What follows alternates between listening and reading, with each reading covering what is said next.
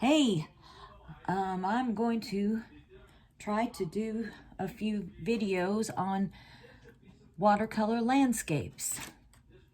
And I've got the phone set up, so hopefully this will work out well. And hopefully the angle is there. See me? There we go. Okay, before I get started, I always make a plan. A lot of times I do this in my head, but I wanted to put it out on a piece of paper so you could look at it. I used to do this a lot when I first got started, but it's planning where you're going to do your lights and your darks, where your focal point is going to be, and it's just a loose plan to keep you focused.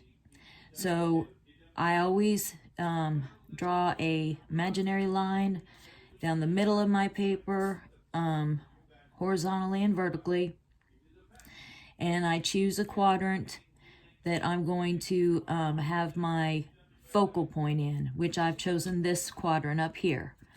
I have it circled light.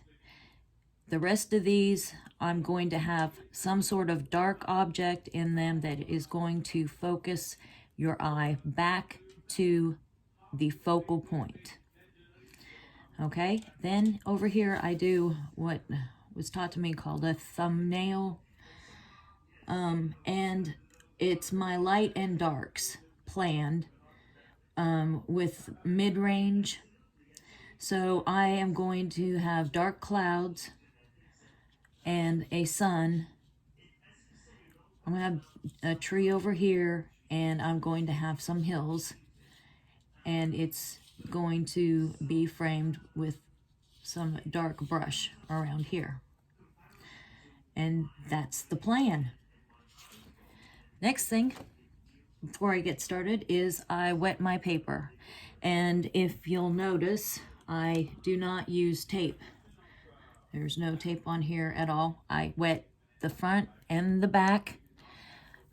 This is very, very wet.